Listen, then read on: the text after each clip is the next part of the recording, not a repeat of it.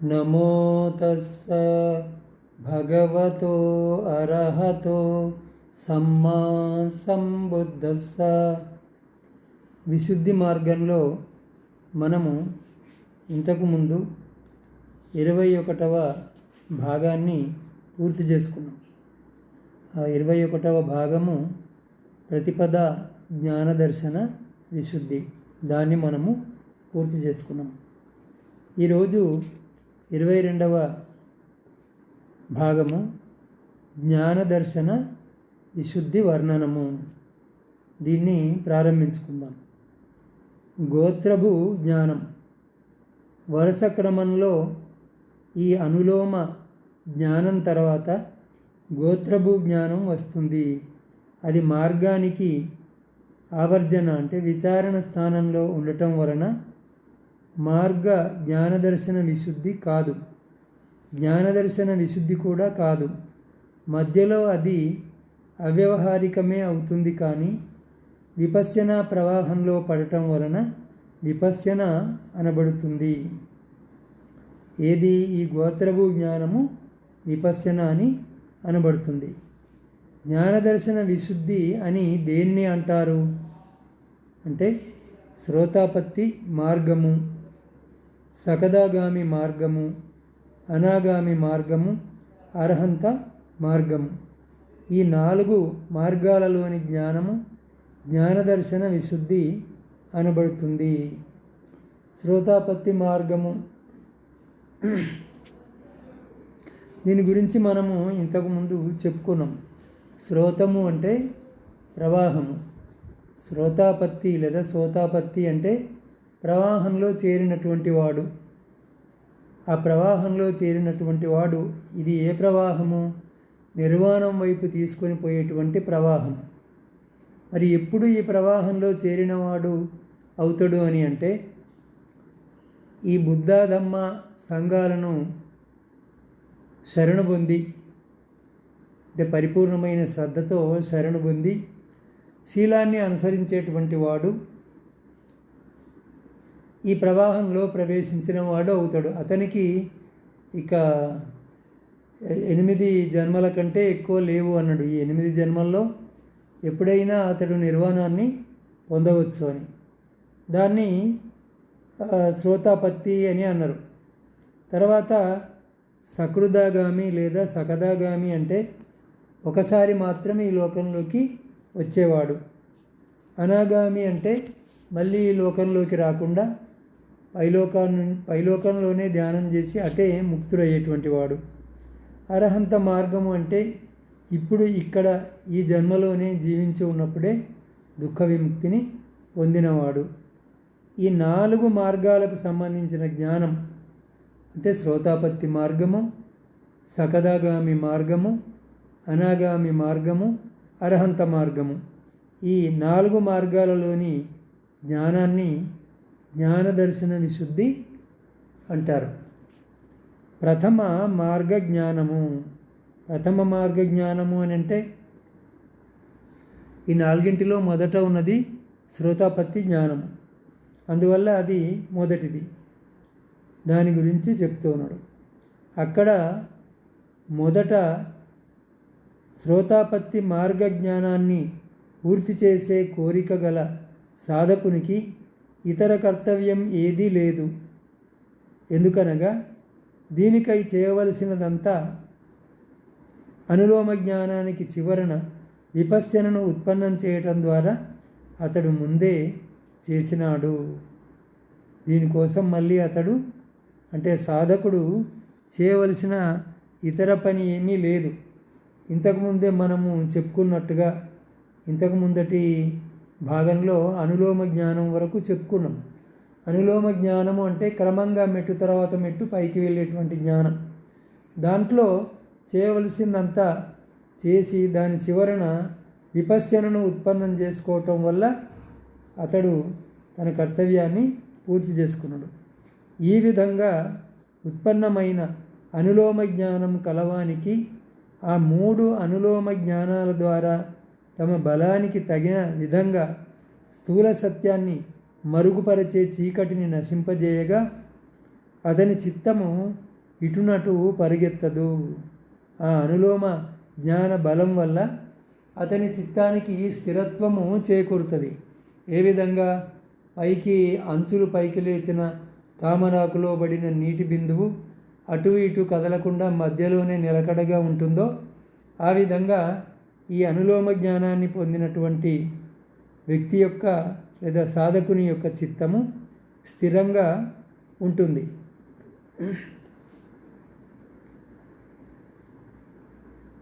దానికి అన్ని నిమిత్త ఆలంబనాలు, అన్ని ప్రవృత్తులు ఆలంబన ఫలిబోధ రూపంలో తెలుస్తాయి.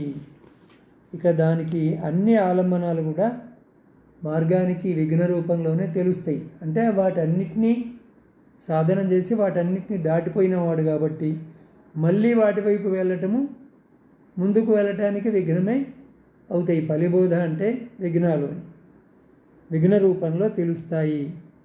అప్పుడు దీనికి అన్ని నిమిత్త ఆలంబనాలు, ప్రవృత్తి ఆలంబనాలలో విఘ్న బాధలు తెలియటం వలన అది అనులోమ జ్ఞాన భావన చేసేటప్పుడు అనిమిత్త అప్రవృత్త సంస్కారరహిత నిరోధాన్ని ఆలంబనం చేసుకుంటూ ఉన్నప్పుడు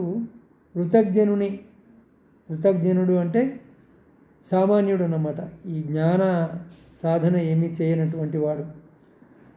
ఆ సామాన్యుని గోత్రము, పేరు, భూమికలను అతిక్రమించి ఆర్యగోత్ర, ఆర్య అంటే శ్రేష్టమైన, ఆర్య అంటే ఆర్య ద్రవిడ జాతి సంబంధమైంది కాదు. ఇక్కడ ఆర్య అన్నప్పుడు శ్రేష్టమైన, అది ఆర్య సత్యాలు కానీ ఆర్య అష్టాంగ మార్గం కానీ, ఆర్య పదము బుద్ధ ధర్మంలో ఎక్కడ వచ్చినా కూడా అది శ్రేష్టమైన అనే అర్థాన్నే చెబుతూ ఉంటుంది.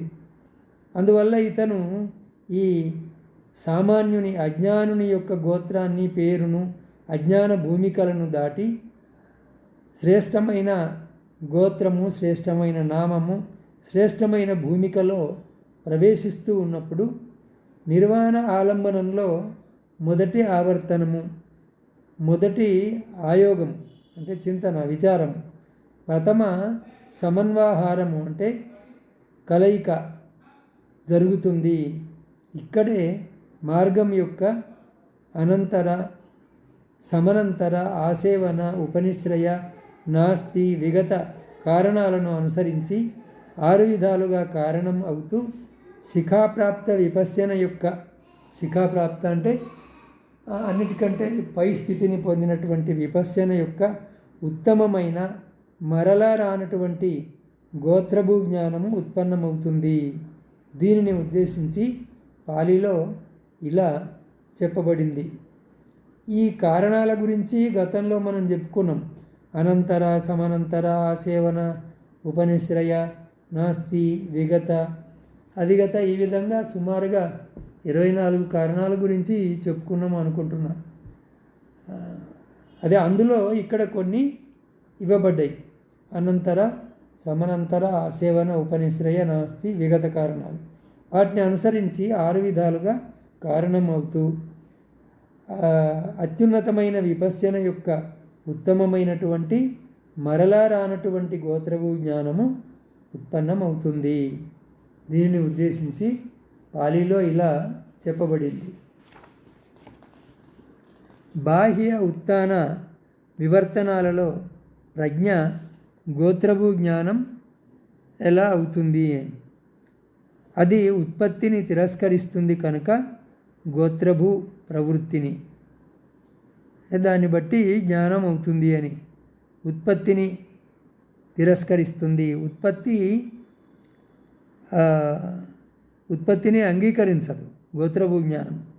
ఎందుకంటే ఉత్పత్తి తర్వాత నాశనము, వీటి గురించి ఉదయ వ్యయాల గురించి మనము చెప్పుకున్నాము. ఉత్పత్తిని చూసేవాడు శూన్యాన్ని చూడడు, ఉత్పత్తిని చూసేవాడు శాశ్వతవాది అవుతాడు. నాశనాన్ని కూడా చూసిన వాడే సరిగ్గా మార్గంలో ఉంటాడు. అది ఉత్పత్తిని తిరస్కరిస్తుంది కనుక గోత్రభూ ప్రవృత్తిని పొందుతుంది. ఉపాయాసాన్ని తిరస్కరిస్తుంది కనుక గోత్రభూ. బాహ్య సంస్కారాల నిమిత్తాన్ని తిరస్కరిస్తుంది కనుక గోత్రభూ.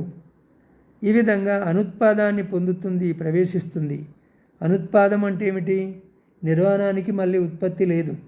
నిర్వాణం కింది స్థితి వరకు కూడా, ఏవసంజ్ఞ నాసంజ్ఞ వరకు కూడా మళ్ళీ పునరుత్పత్తి అనేది ఉన్నది, కానీ నిర్వాణానికి ఉత్పత్తి లేదు. అందువల్ల అది అనుత్పాదం, దాన్ని ప్రవేశిస్తుంది. అప్రవృత్తమైనటువంటిది, ముందరవన్నీ చెప్పుకోవాలి. అప్రవృత్తాన్ని ప్రవేశిస్తుంది అని ఇట్లా. ఉపాయాసం లేనటువంటిది అనుపాయాసం. నిరోధము నిర్వాణాన్ని పొందుతుంది కనుక గోత్రభూ. ఈ విధంగా సమస్త పాళీ వచనాన్ని విస్తరించి తెలుసుకోవాలి. ఇక్కడ ఒక ఆవర్జనంతో ఒక వీధిలో ప్రవృత్తమవుతున్న అనులోమ గోత్రభూ జ్ఞానాల వివిధ ఆలంబనాలలో పనిచేసే విధానాన్ని చూపే ఒక ఉపమానము. ఈ ఉపమానం వల్ల మనం చెప్పదలుచుకున్న విషయం చాలా స్పష్టంగా అర్థమవుతుంది. ఒక పెద్ద కాలువను దాటి ఆవలికి పోవాలనుకున్నవాడు అందుకొరకు మొదట ఈవలి ఒడ్డున గల చెట్టు కొమ్మకు తాడును కానీ కర్రను కానీ కట్టి, ఆ తర్వాత దూరం నుండి వేగంగా పరిగెత్తుకొని వచ్చి దానిని పట్టుకొని దాని సహాయంతో కాలువను దాటి ఆవలి తీరానికి తన శరీరాన్ని చేర్చి ఆ తాడును కానీ కర్రను కానీ విడిచి వణుకుతూ అక్కడ పడిపోయి కొంతసేపటికి మెల్లమెల్లగా లేచి నిలబడతాడు. వెదురు కర్ర లాంటిది. అంటే దూరం నుంచి పరిగెత్తుకొని వచ్చి ఆ కర్ర, నేను అర్థం చేసుకున్న విధానం చెప్తున్నా, ఒక స్ప్రింగ్ లాగా ఇట్లా కొంచెం వంగుతుంది కాబట్టి ఆ వంగి పైకి లేచేటువంటి ఊపులో అతను ఆ కాలువను దాటి అవతలి ఒడ్డున పడి కొంతసేపటికి మెల్లమెల్లగా లేచి నిలబడతాడు. ఇదే విధంగా యోగ సాధకుడు కూడా భవ, యోగ, గతి, విజ్ఞాన స్థితి, సత్వావాసాలకు ఆవలి తీరంలో, ఇవి అన్నీ కూడా సంసారంలోని స్థితులే. వీటన్నిటికీ ఆవలి తీరంలో ఉన్న నిర్వాణాన్ని చేరుకునే కోరికతో ఉదయ వ్యయ అనుపశ్యనతో, ఈ ఉదయ వ్యయాల్ని చూస్తూ ఈ అనుపశ్యనతో వేగంగా పరిగెత్తి ఆత్మభావం అనే చెట్టు కొమ్మపై రూపస్కంద వేదనా స్కందాలలో ఏదో ఒక దానిని తాడు లేదా కర్రగా తలంచి దానిని అనిత్య, దుఃఖ, అనాత్మ రూపంలో క్రమంగా చింతన చేస్తూ దానిని విడవకుండానే ప్రథమ అనులోమ చిత్తంతో దూకి రెండవ చిత్తంతో ఆవలి తీరాన్ని చేరిన తన శరీరాన్ని వంచటంలాగా నిర్వాణం వైపు వంగుతున్న చిత్తం కలవాడై మూడవ చిత్తంతో ఆవలి తీరం చేరుతాడు. అంటే నిర్వాణాన్ని చేరుతాడు. నిర్వాణాన్ని చేరే వరకు ఈ మూడు చిత్తాలు అన్నమాట. ఇక్కడ ప్రథమ అనులోమ చిత్తము, దీంతో దూకటం. తర్వాత రెండవ చిత్తంతో ఆవలి తీరాన్ని చేరిన తన శరీరాన్ని వంచటంలాగా నిర్వాణ చిత్తం వైపు వంగటం. మూడవ చిత్తంతో నిర్వాణాన్ని చేరటం. అప్పుడు తాను నిర్వాణానికి దగ్గరగా ఉన్నానని గ్రహించి ఆ చిత్తాన్ని నిరోధించటం ద్వారా ఆ సంస్కార ఆలంబనాన్ని వదిలి గోత్రభూ చిత్తంతో సంస్కారాలు ఏవీ లేనివాడై ఆవలి తీరం వంటి నిర్వాణం పైకి పోయి పడతాడు.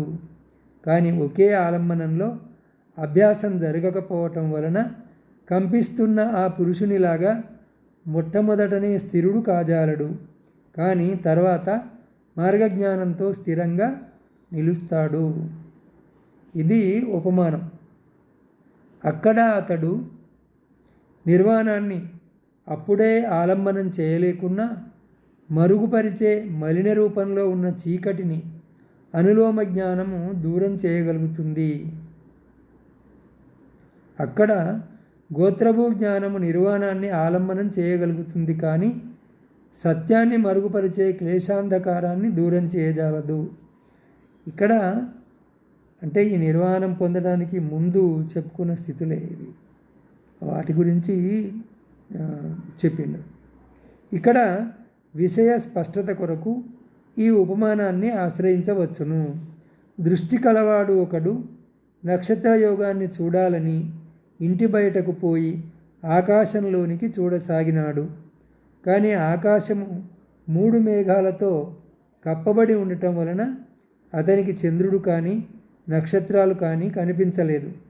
కొంతసేపటికి గాలి తీవ్రంగా 3 సార్లు ఈడవటం వలన ఆకాశంలోని చిన్న పెద్ద మేఘాలు చెదిరిపోగా అతనికి చంద్రుడు ఇతర నక్షత్రాలు కూడా కనిపించినాయి.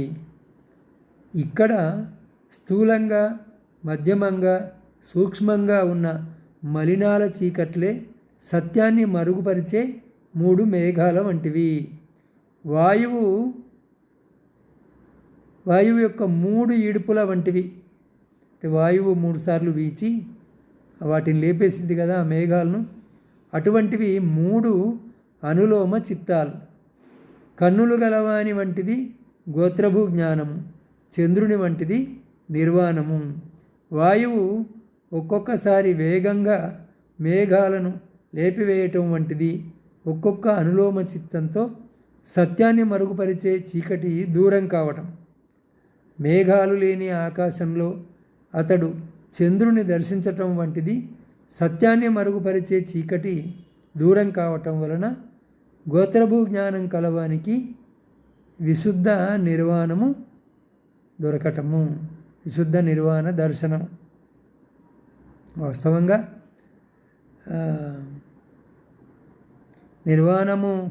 నిర్వాణాన్ని దర్శనము అనకూడదు. నిర్వాణము అనిర్వచనీయమే, ఆరిపోయిన దీపం వంటిది అన్నాడు భగవానుడు. కానీ దాన్ని అర్థం చేయించడానికి ఈ విధంగా చెప్పినట్లుగా గ్రహించాలి. ఇక్కడికి ఈరోజు చాలు.